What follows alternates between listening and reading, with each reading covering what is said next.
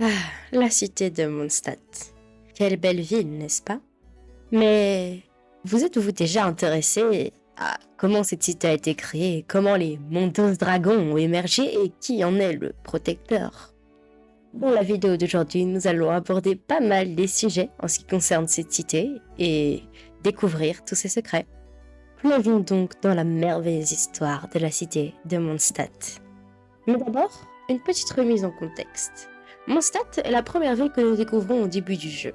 C'est grâce à l'une des statues de cette située dans les régions de Mondstadt que nous acquérons nos pouvoirs élémentaires. Sur cette statue se trouve Barbatos, l'archon en charge de la cité de Mondstadt. Barbatos est l'archon animaux et le dieu de la liberté, faisant de Mondstadt la cité de la liberté. Cette cité est inspirée des régions allemandes et son nom se traduit par ville de la lune. Certains habitants ont d'ailleurs un nom à consonance germanique tels que Fischl, Albedo ou Cli. Mondstadt est séparée en 5 grandes régions: les Mondos Dragons, la cité de Mondstadt, les profondeurs spiralées, le défi du loup du Nord et le domaine de l'aurore. Nous reviendrons sur chacune de ces régions un peu plus tard dans la vidéo.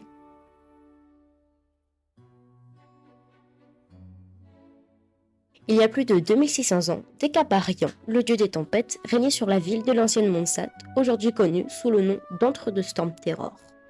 Nous ne disposons pas de beaucoup d'informations concernant cette zone, mais nous savons qu'à la même époque, il y a donc 2600 ans, le dieu Andros créa un blizzard qui enneigea complètement la région de Mondstadt.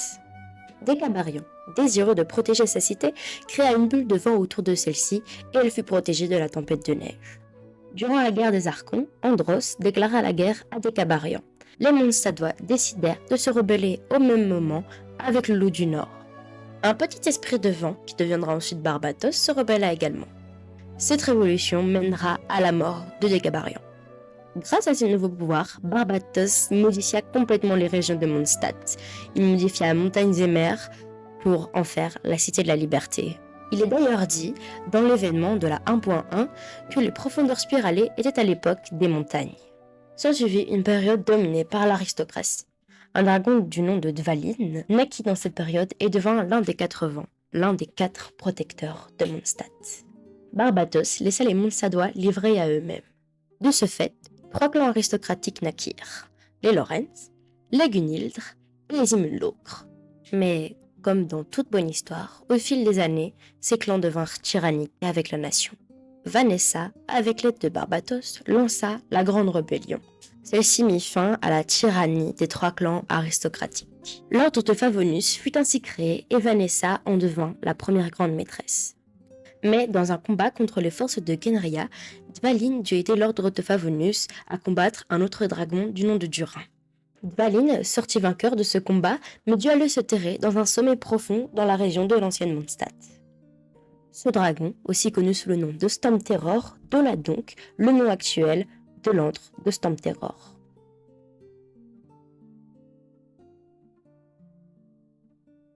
Il y a des milliers d'années, un groupe de personnes qui avaient déserté Mondstadt, dans ces régions froides et obscures, vint s'installer sur une montagne luxuriante. Ils en firent leur foyer et la nomma Sal Vindagnir. Ils utilisèrent un grand arbre argenté comme moyen de communication avec Celestia, cette dernière étant la maison des dieux. Cet arbre argenté avait une grande importance pour le peuple qui vivait à Sal Vindagnir. Plusieurs années avant la destruction de cette cité, le prêtre du royaume, Varus, eut une fille qui naquit sous l'arbre argenté. Elle fut nommée la princesse. La princesse avait un don unique. Elle pouvait voir l'avenir. Elle avait donc pris l'habitude de peindre des fresques pour chaque vision qu'elle avait. Un jour, cependant, elle eut une vision horrible. Un dragon allait repeindre Sal Vindagnir avec son poison. Les habitants, effrayés, pensèrent que la malédiction allait bientôt leur tomber dessus. À peu près au même moment, un mandrin céleste tomba de Celestia. Il se sépara ensuite en 3 morceaux, qui se séparèrent eux-mêmes en 3 orbes qui vinrent tout geler. Ils atterrirent au fond de la grotte Lumine-Étoile, aux frontières du royaume et sur l'arbre blanc qui fut détruit. La princesse, se rendant compte de la mort de l'arbre, décida de cueillir la branche en meilleur état pour essayer de ressusciter l'arbre sur une petite île non loin. Malheureusement, elle échoua et rendit son dernier soupir là-bas. Mais elle avait promis à son ami Imulocre qu'elle allait lui dessiner une fresque à son retour. Ce dernier était parti en expédition pour essayer de régler la situation et d'empêcher la prophétie d'arriver. La princesse et Himinlocre étaient vraisemblablement amies puisque la princesse lui aurait fait cadeau de l'épée Tomb-Neige en argétoile. Le père de la princesse aussi était parti en expédition, mais cette fois-ci, il était parti en haut de Sal Vindagnir pour essayer de comprendre en espérant que sa fille finirait la fresque, signant le retour à la normale. Comme vous vous en doutez, la fresque n'aura jamais pu être terminée puisque la princesse est morte en essayant de replanter l'arbre argenté. Le scribe du royaume, en essayant d'arranger la situation et en enterrer la princesse, mourut aussi, mais avant de mourir, il formula une malédiction envers Himinlocre, qui l'accusait à tort d'avoir déserté le royaume.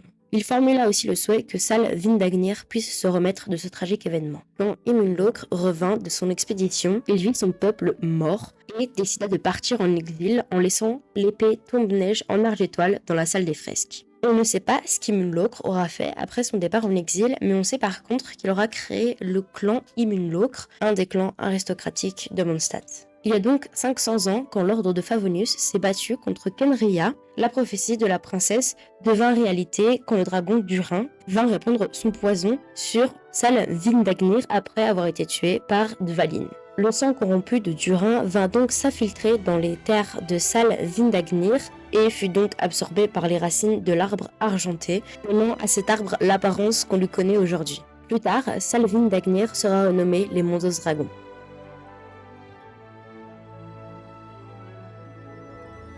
Dans la cité de Mondstadt se trouve notamment l'ordre de Favonius. Cet ordre est chargé de gérer toutes les menaces intérieures ou extérieures pour protéger les Mondstadtois.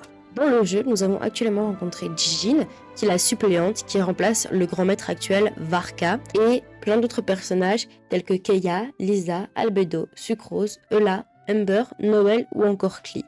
Chacune de ces personnes a un rôle bien défini au sein de l'ordre de Favonius et est donc chargée d'accomplir sa mission pour protéger la ville de Mondstadt. L'ordre de Favonius gère aussi l'église de Favonius, une organisation de personnes s'occupant de la grande cathédrale de Mondstadt. Vénérant Barbatos de toute leur âme, ils gardent précieusement la lyre sacrée, Himmel. Nous connaissons quelques membres de l'église comme Barbara et Rosalia.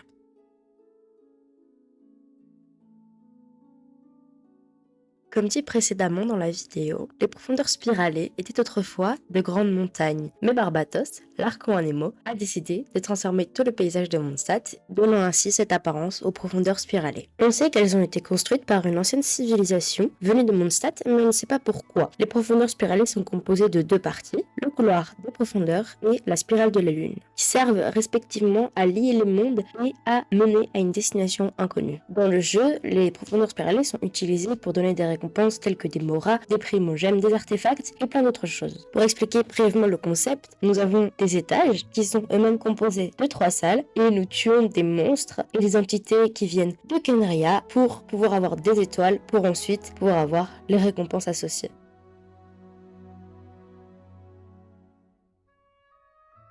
Parlons maintenant du défi du loup du Nord, cette zone où se trouve l'esprit d'Andros, l'ancien dieu qui combattit avec les Mondstadtois contre le dieu des Cabarians. Cette zone, aussi appelée Wolvendom, est gardée par l'esprit du loup du Nord. Lorsque la sécurité des loups est menacée, il prend la forme d'un loup et montre ses crocs et ses griffes. Les loups habitants à Wolvendom ne sont que des esprits qui terrifient les Mondstadtois. Quand ceux-ci passent dans la forêt, ils disent avoir l'impression que des yeux les suivent et les regardent.